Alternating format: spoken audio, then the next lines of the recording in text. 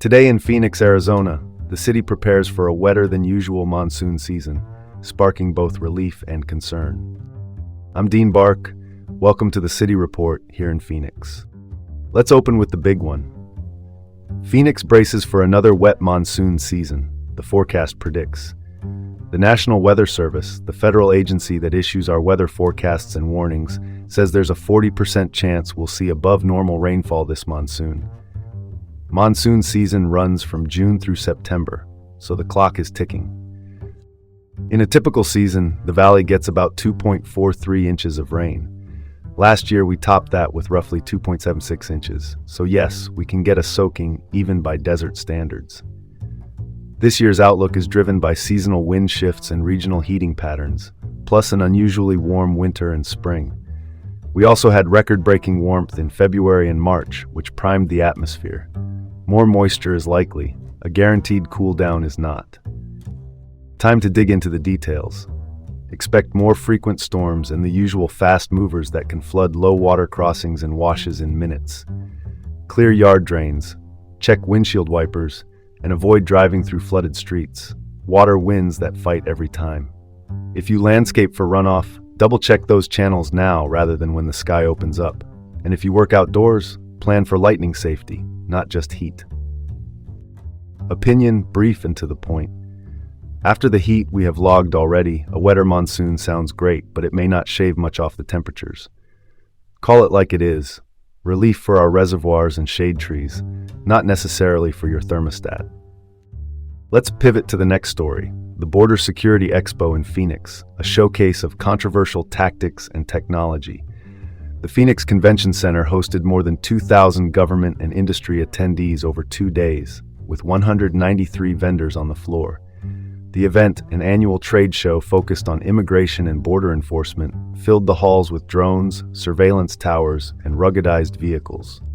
Speakers included Tom Homan, the former acting director of Immigration and Customs Enforcement, often dubbed the Border Czar, and Todd Blanche, who is serving as acting U.S. Attorney General.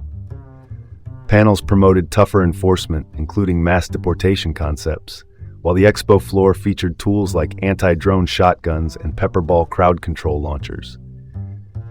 That equipment is designed to disperse people with non-lethal chemical irritants. Now that's worth discussing.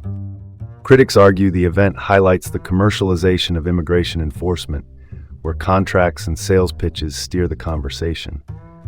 One contested point, on stage and off, is the percentage of non-criminal immigrants detained by ICE.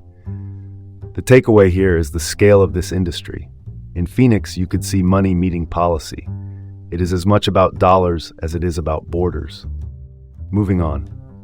Phoenix implements a restrictive ordinance on aid to homeless residents in city parks. The city council voted to require permits for distributing food and providing medical care in parks, limiting where and how often those activities can happen. Violations can bring fines or even jail time.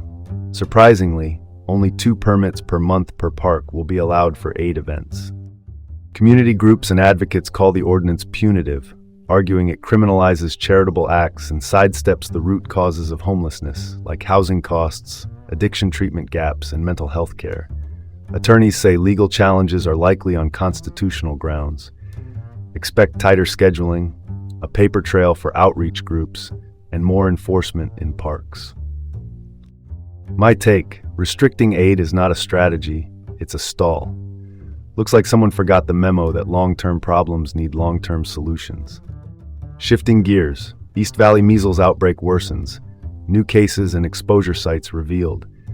Maricopa County health officials now report 14 cases this year, with 96% in unvaccinated people and about 2/3 involving minors.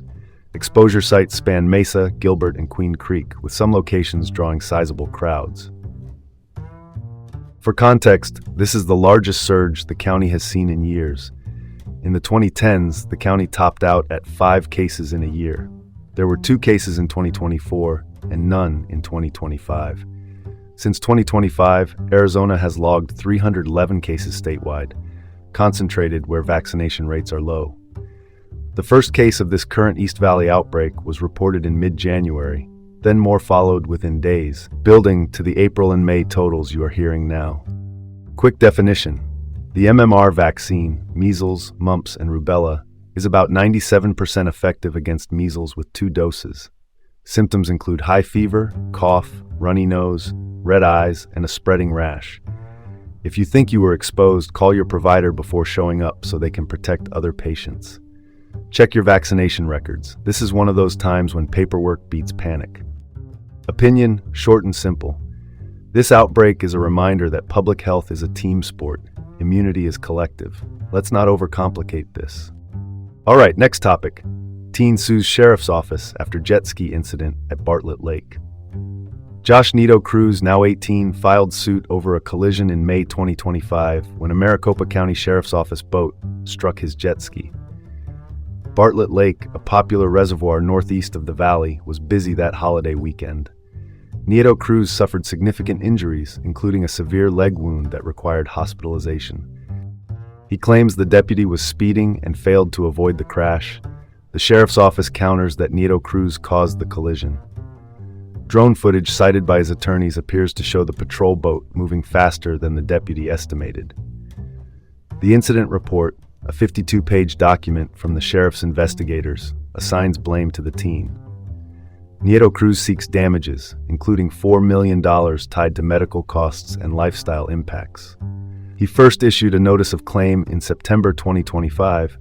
Now the case moves into court filings reported this week. My take: accountability in law enforcement matters on the water as much as on the street.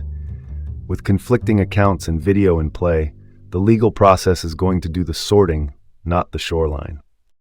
And that's all the news that fits for today on the City Report with Dean Bark here in Phoenix. Have a great day and join us again tomorrow.